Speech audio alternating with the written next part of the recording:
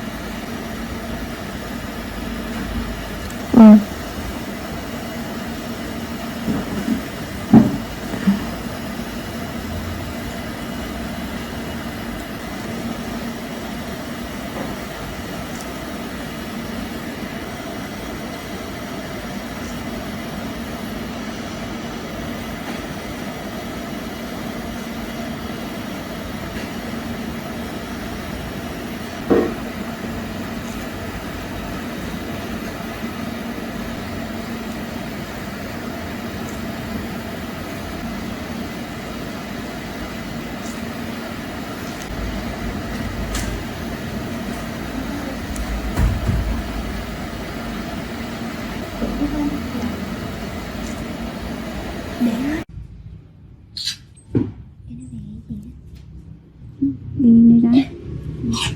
Chị bi chứ không phải chỉnh nha.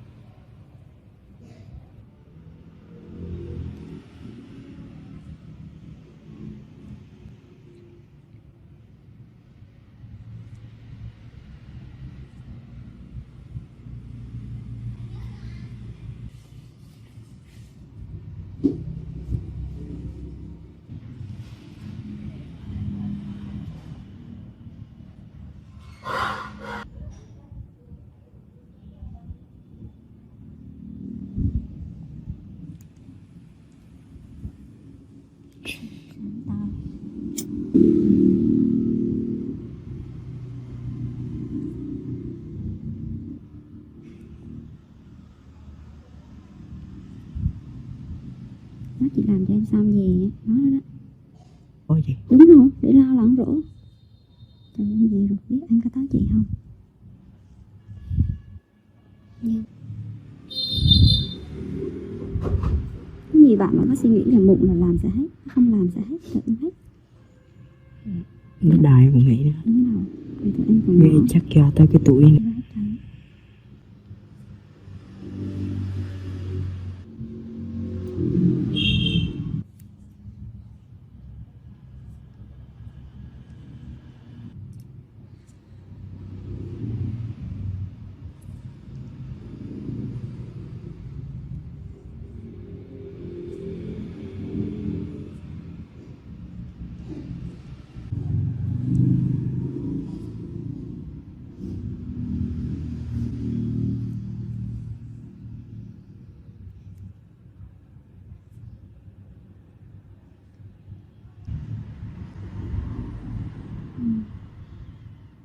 một là khô răng rớt rồi. Có bị sợi khô rang trong này, đúng không? Sót cho nó luôn.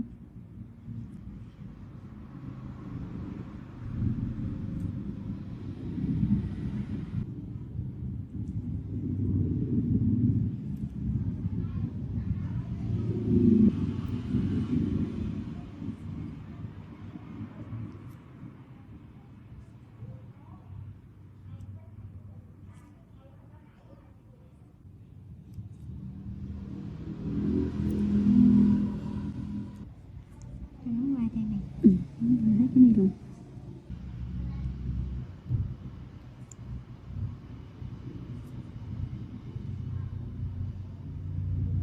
Anh bóc cho chị chiếc găng tay khác anh.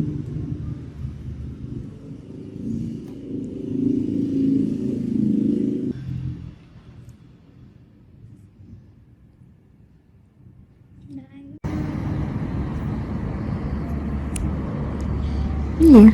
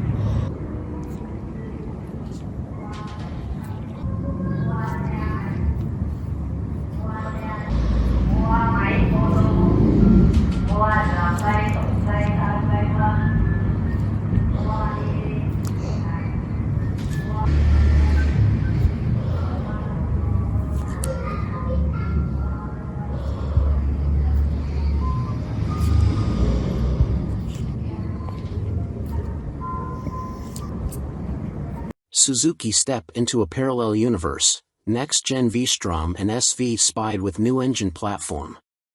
Suzuki's SV650 family, including the V-Strom 650, is one of the most successful and long-lived of modern middleweights, dating way back to 1999, but these spy shots reveal an all-new successor is coming. Spotted undergoing testing in mainland Europe, the shots reveal two models, a naked, SV-type roadster and V-Strom adventure bike, both using the same all-new engine platform. The much-loved old 645 cubic centimeters V-twin of the current SV and V-Strom has finally bitten the dust and has been replaced by an all-new twin, but now not in a V configuration but in the parallel twin layout, which now dominates the category with the Yamaha MT-07 family, KTM 790 and 890 Dukes and Adventures, the Aprilia RS 660 and Tuono 660, and even Honda's expected new 750 Transalp. Exact capacity of the new engine is not yet known, although 800 cubic centimeters seems most likely. It'll also be fuel-injected and ECU-controlled and is expected to offer riding modes plus other electronic aids. The new engine also means an all-new chassis.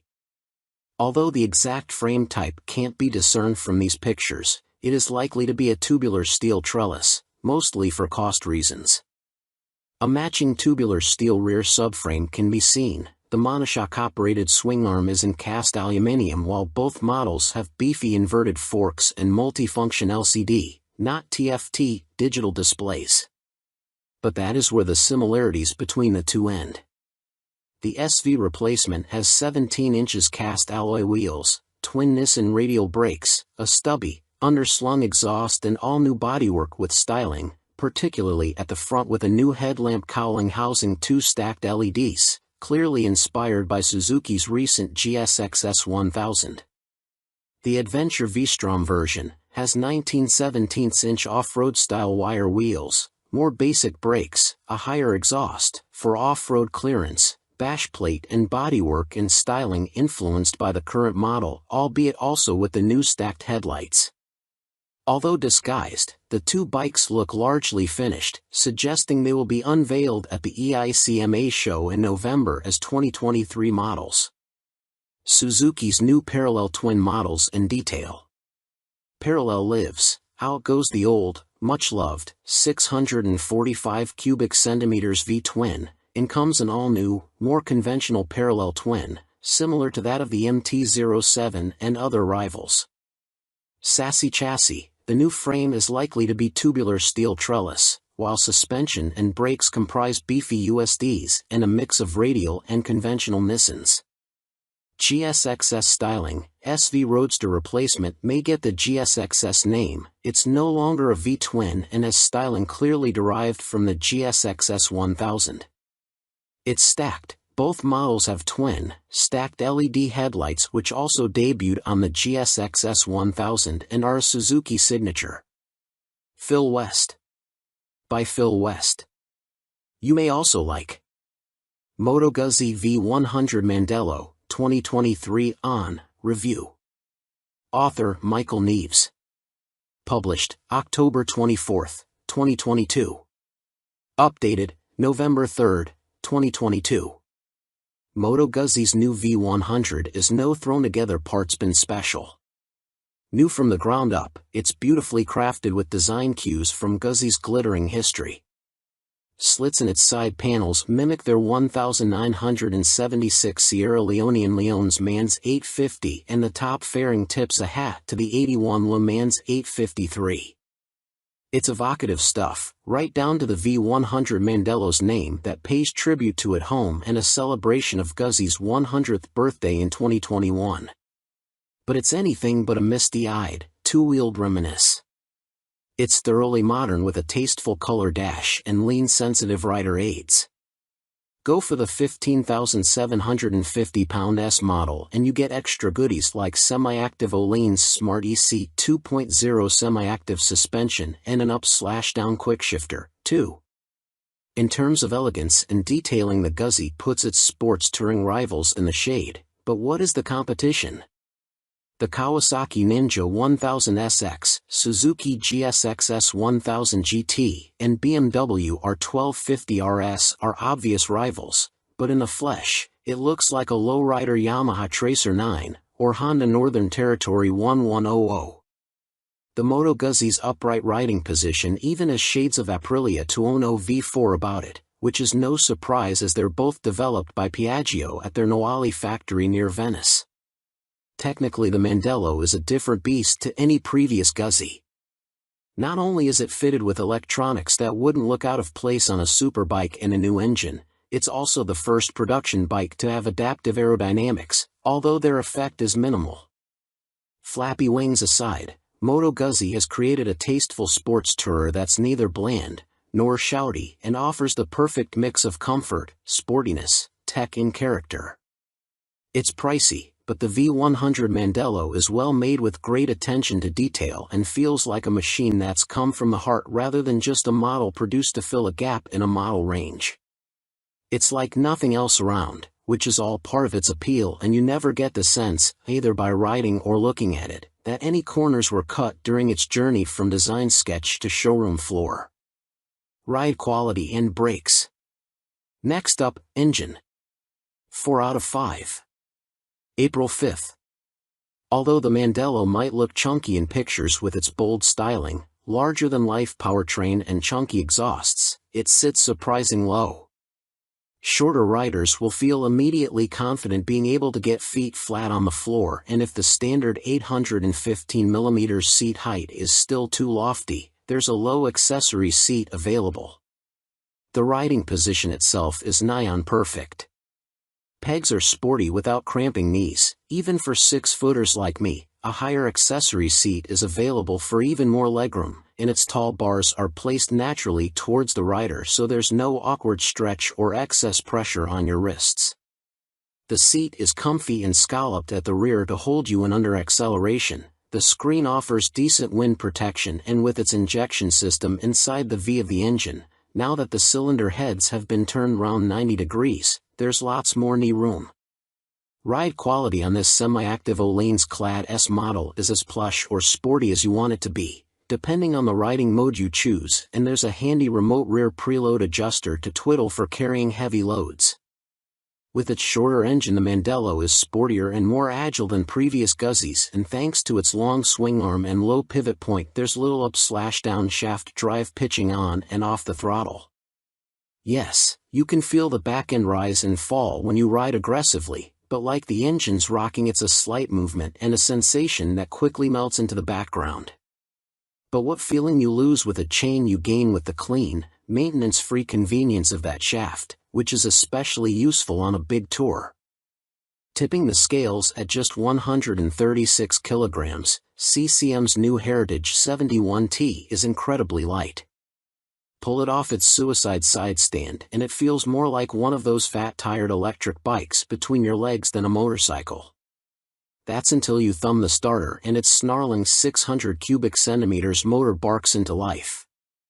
It's a two-wheel riot of carbon fiber and billet aluminium, but the Heritage 71T is also the first production bike to be built using a titanium frame and swing arm. It's why it's so light, and costs a whopping £29,995. CCM have been innovating with chassis tech since they were formed in 1971, by the man who was the C in CCM, Clues Competition Motorcycles off-road aficionado, Alan Clues. The Bolton factory produced the world's first aluminium trials bike, first aluminium bonded chassis, and former 500 cubic centimeters GP star, Neil Mackenzie won British championships on their Armstrong Badge 350. Based on their popular handmade Spitfire and built to celebrate the firm's 50th anniversary, but delayed by COVID for a year, only 71 Heritage 71T models will be produced. Its minimalist design might look sparse, but the detailing, fit and finish are MotoGP levels of special. A sub-10 grand cafe racer from any of the mainstream manufacturers would be just as enjoyable to ride, so if you haven't got a spare 30 grand knocking around, don't worry, you're not missing out. But the CCM will be worth it to the person with deep pockets and an appreciation of the engineering poured into it. It's a work of art you could stare at all day and never get bored, but it also works beautifully as a motorcycle with a lightness and purity to it that's a world away from anything mass-produced. It takes a CCM engineer a week to handcraft the Heritage's aerospace-grade 3L/2.5 VCW5R titanium chassis and apply its brushed satin finish. It's 6 kilograms lighter than the Spitfire's 4139 chromoly steel chassis. Not only is the 71T a featherweight piece of art that draws a crowd every time we stop during our test, it changes the handling dynamics. The chassis isn't as stiff as a steel-framed Spitfire's, thanks to the exotic material's more spring-like properties.